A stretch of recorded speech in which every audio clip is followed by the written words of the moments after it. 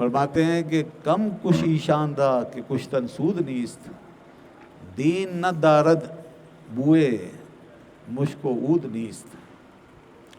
بڑی زبردست بات ہے.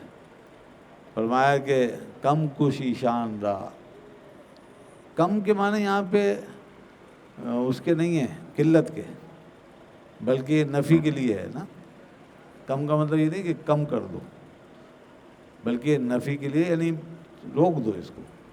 کس کو؟ مارنا پیٹنا، یہ قتل کرنا. کم کش، آپ یہ قتل کرنا چھوڑ دیں. اور ڈونٹ سلے دیم، ڈونٹ کل دیم، ان کو آپ قتل نہ کریں.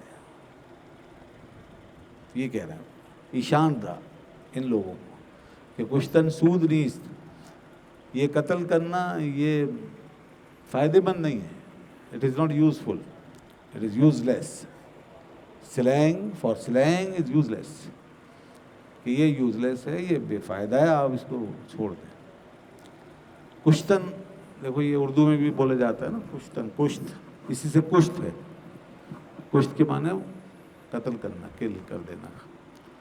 جیسے بہت سی جگہوں پہ اس کا استعمال کرتے ہیں. اور ایک کش ہوتا ہے، کش معنی کھینچنا. جیسے دستکش، سرکش، دستکش، یہ کش ہے. کش الگ ہے، ٹھیک ہے نا، اور کشت الگ ہے. تو اب یہاں پر جو کہہ رہے ہیں کہ یہ آپ چھوڑ دیں، اس کا کوئی فائدہ نہیں. دین نہ دارد بوئے مشک و عود نہیں. دین جو ہے وہ کسی قسم کی بو تھوڑی رکھتا ہے. دین نہ دارد بو ہے، دین کی کوئی بو نہیں ہوتی ہے. Religion has no smell, there is no smell for religion. دین کی کیا اسمیل؟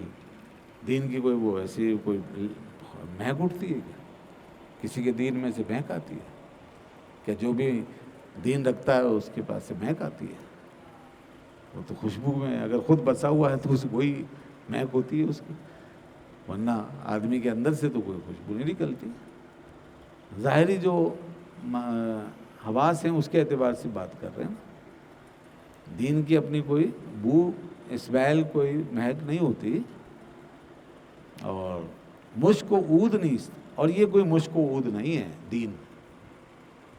دین مشک و عود، مشک مشہور خوشبو ہے جو ہرن کے نافے سے نکلتی ہے. دنیا کی سب سے اچھی خوشبو مشک ہے، جس کو ہم عربی میں مسک بولتے ہیں، انگریزی میں مسک بولتے ہیں، اردو میں مشک بولتے ہیں.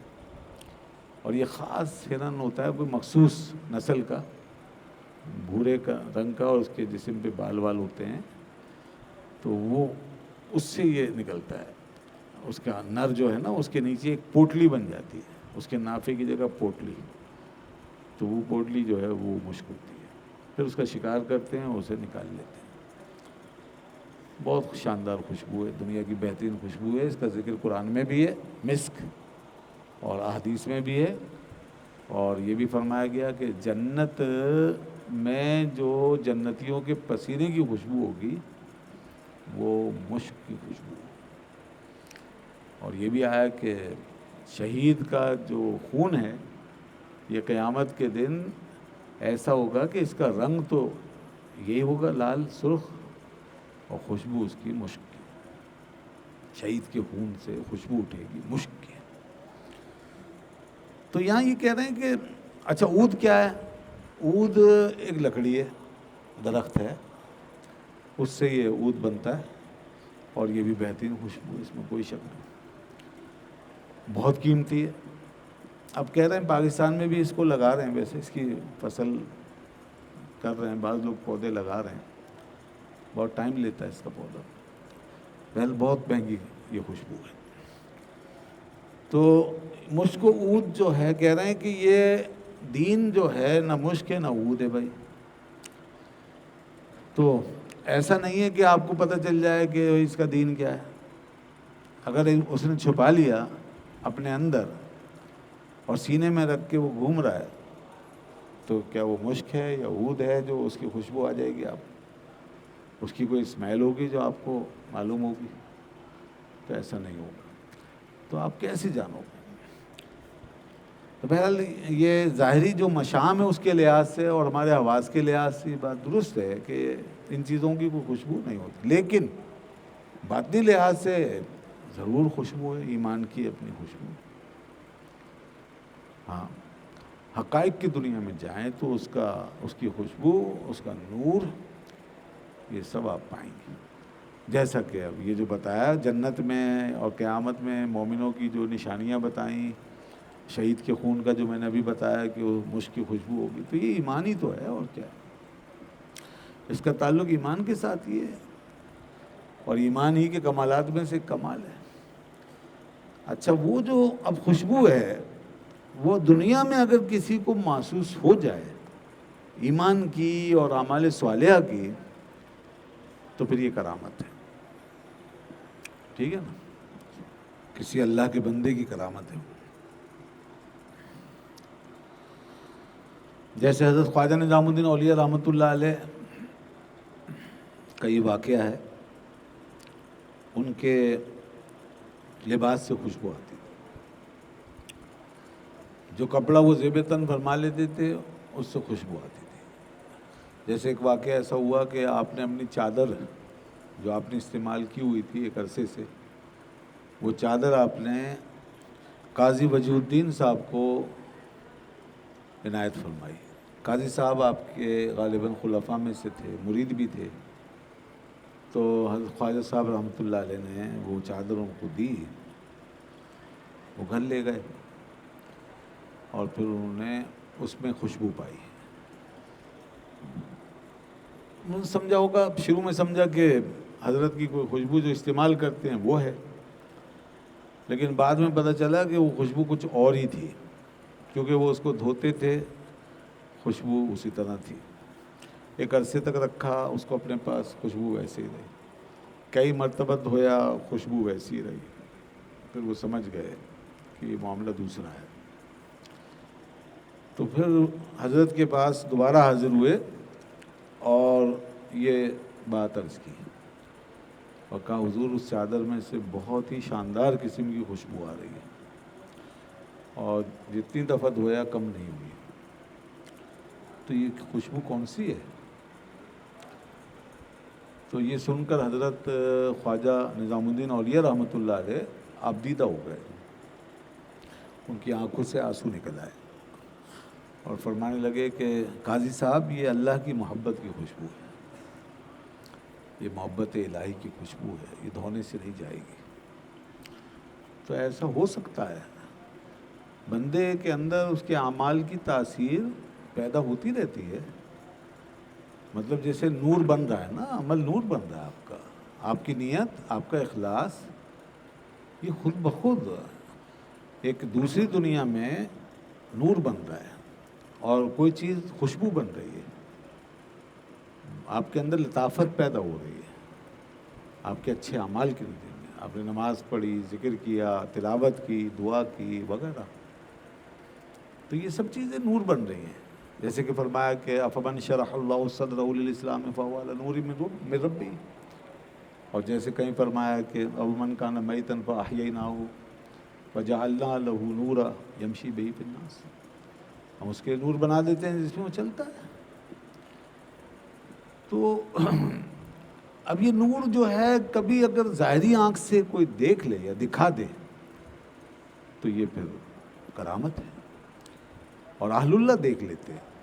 ایسے کئی واقعات ماضی میں ہو چکے، جیسے میں نے ابھی خواجہ صاحب کا ذکر کیا، ایسے ہی حضرت سید علی خواص رحمۃ اللہ علیہ کا نام سنا ہوگا آپ لوگوں نے، حضرت عبد الوہاب شارانی رحمۃ اللہ علیہ کے پیر و مرشد سید علی خواص رحمۃ اللہ علیہ، بڑے زبردست بزرگ تھے اور چلتی پھرتی کرامت تھے، ان کے سامنے بہت حقائق منکشف ہو جاتے تھے، لوگوں کے بہت سارے معاملات، ہر چیز دیکھ لیتے تھے، اعمال دیکھ لیتے تھے، خفیہ چیزیں ان پہ منکشف ہو جاتی تھیں، پانی میں، تالاب میں پڑے ہوئے گناہ وہ ان پہ منکشف ہو جاتے تھے، اس لیے یہ تالاب کے پانی سے وضو نہیں کرتے تھے۔ ہمارے یہاں صوفیہ اکرام اس طرح کے جو ہوئے ہیں وہ تالاب کے پانی سے وضو اپنے لیے جائز نہیں سمجھتے تھے، تو وہ اس میں بہت سارے گناہ، اس کی آلودگیاں دیکھتے تھے، تو وہ وضو وغیرہ کے لیے نہر پہ جاتے تھے. تو کئی دفعہ ہوا ایسا. وہ فرماتے ہیں حضرت شارانی رحمۃ اللہ علیہ، انہوں نے پورے حالات لکھے ہیں ان کے، خود لکھے ہیں. لطائف المنن کتاب ہے، اس میں آپ کو کافی چیزیں ملیں گی. تو وہ فرماتے ہیں شیخ تالاب پر تشریف لاتے اور پھر وہاں سے رخ پھیر کے چلے جاتے اور کہتے ہم اس تالاب سے وضو نہیں کر سکتے. کہا کیوں؟ کہا اس میں تو فلاں فلاں گناہ پڑا ہوا. تو وہ جو حدیث میں آیا کہ وہ وضو کی وجہ سے اعضائے وضو سے گناہ جھڑتے ہیں، تو وہ ان کو نظر آ رہے ہوتے تھے. یہاں تک کہ ایک دفعہ فرمایا کہ اس میں زنا پڑا ہوا ہے. تو وہ فرماتے ہیں کہ ہم نے یہ بات سن کے پھر اس نوجوان کو ڈھونڈا جو تھوڑی دیر پہلے وہاں سے وضو بنا کے گیا تھا، کہ ابھی یہی شخص گیا ہے اور ہمارے شیخ فرما رہے ہیں اس میں زنا پڑا ہوا ہے. تو ہم انہیں اس کو جا کے پکڑ لیا اور کہا کہ تم صحیح سے بتاؤ، تم نے ایسا کوئی گناہ کیا؟ اس نے کہا آپ کے شیخ صحیح کہتے ہیں اور میں اب توبہ کرتا ہوں اس وقت سے. تو یہ عالم تھا ان کا. فرماتے تھے کہ میں رات کو لوگوں کے اعمال آسمانوں میں اٹھتے ہوئے دیکھتا ہوں، اور اگر میرے منہ میں شریعت کی لگام نہ ہو تو میں سب کے بارے میں بتا دوں کہ رات کو کس نے اچھے اعمال کیے، کس نے برے اعمال کیے. یہ عالم تھا. اور اس سے بھی زیادہ عجیب بات یہ ہے کہ فرماتے ہیں کہ وہ قلم جو کاتب استعمال کرتا تھا، قلم و دوات، تو دوات میں نگاہ ڈال کے یہ دیکھ لیتے تھے کہ اس سے پہلا لفظ کیا لکھا جائے گا، اور پھر بتا بھی دیتے کبھی کہ دیکھو یہ جب لکھے گا تو پہلا لفظ یہ لکھے گا. تو ہم کبھی کبھی دیکھتے اور چیک کرتے تو بیٹھ جاتے ہیں اور کاتب کو کچھ نہیں بتاتے تھے. جب وہ لکھتا شروع کرتا تو تصدیق ہو جاتی تھی. جو شیخ نے فرمایا ہوتا وہی وہ سب سے پہلے لکھتا تھا. ایسے بہت واقعات ہیں اور بہت سے بزرگ. حضرت عثمان غنی رضی اللہ عنہ کی مشہور کرامت ہے. صحابہ کرام کی کیا بات ہے، یہ تو ان کے غلاموں کے غلاموں کے غلام ہیں. تو صحابہ کی کیا شان ہوگی. سیدنا عثمان غنی رضی اللہ عنہ کی محفل میں ایک شخص آیا اور اس نے آتے ہوئے بد نگاہی کی تھی، یعنی کہیں دیکھ لیا تھا ایسے. تو آپ نے ادباً اور مروتاً اس سے ڈائریکٹ نہیں فرمایا کہ تم نے ایسا کیا، اشارتاً فرمایا کہ لوگ ہماری محفل میں آتے ہیں اور آنکھوں میں ان کے گناہ ہوتا ہے. تو وہ سمجھ گئے، انہوں نے وہیں توبہ کر لی. تو یہ چیزیں باقاعدہ اپنی مثال رکھتی ہیں عالم معنویت میں، عالم مثالیت میں. آپ کا ایک اورا جو ہے وہ بن رہا ہے، اچھا یا برا. اگر آپ اچھے کام کر رہے ہیں تو آپ کا ایک اچھا اورا بن رہا ہے، اگر آپ برے کام کر رہے ہیں تو آپ کا برا اورا بن رہا ہے. وہ آپ کی شخصیت سے جڑا ہوا، اس آپ کی شخصیت کی ترکیب میں، تاثیر میں اس اورا کا حصہ ہے. اچھے اثرات اور برے اثرات یہ سب اس سے آ رہے ہیں آپ کے اندر. تو اس لیے یہ پوری ایک حقیقت ہے. یہاں پہ جو کچھ فرمایا وہ ظاہر کے لحاظ سے فرمایا کہ بھائی دین جو ہے وہ اپنی کوئی بو نہیں رکھتا اور کوئی مشک و اود تو ہے نہیں وہ کہ جو لوگوں کو پتہ چل جائے. تو ٹھیک ہے، ان ظاہری آنکھوں سے نہیں پتہ چلے گا، ہماری اسناک سے، قوت شامہ سے ہم اس کو نہیں پا سکتے اور اس کے نور کو ہم آنکھوں سے دیکھ نہیں سکتے، لیکن کرامت کی دنیا میں یہ سب ممکن ہو جاتا ہے. ٹھیک ہے جناب. تو اس لیے کوشش کیا کریں کہ زیادہ سے زیادہ اپنا اورا جو ہے نا وہ اچھے سے اچھا رکھیں، ذکر و فکر کی عادت ڈالیں. وہ روس کی جادوگرنی کا انٹرویو آیا تھا ابھی کچھ دن پہلے، اس نے صاف کہا، بالکل دو ٹوک انہی کے ٹی وی پہ، ان کے میڈیا پہ چلا. تو اس نے کہا وہ اتنی کامیاب جادوگرنی تھی کہ اس نے پتہ نہیں کتنے لوگوں پہ جادو کیا ہوا، مگر اس نے بالکل دو ٹوک کیٹیگوریکلی اس نے یہ کہا کہ مسلمانوں پہ میرے جادو کا اثر نہیں ہوتا، مسلم دنیا میں میں ناکام رہتی ہوں. تو اس سے پوچھا گیا کیوں؟ تو کہا یہ لوگ نماز پڑھتے ہیں، یہ لوگ وضو سے رہتے ہیں، اس وجہ سے میرا جادو ان پہ کارگر نہیں ہوتا۔ تو یہ حقیقت ہے۔ تو یہ ہماری ایک ڈیفنس پاور ہے روحانی طریقے سے، تو اس کا ضرور آپ کریں، اور جب بھی گھر سے نکلے نا آیت الکرسی پڑھ لیں، آج کے حالات میں خاص طور پہ آیت الکرسی پڑھ کے نکلیں، اور جب گھر میں داخل ہوں تو آیت الکرسی پڑھ کے داخل ہوں۔ انشاءاللہ آپ کو پورے سفر میں محفوظ رکھے گی، اور لوٹ مار سے بچے رہیں گے، اور انشاءاللہ زندگی بھی محفوظ رہے گی اگر اللہ نے چاہا تو۔ اچھا جی آگے دیکھیے، تو وزیر نے جب یہ کہا کہ بھائی یہ دین کو چھپا کے رکھیں گے اور دین کی کوئی خوشبو اور مہک تو آپ کو آئے گی نہیں،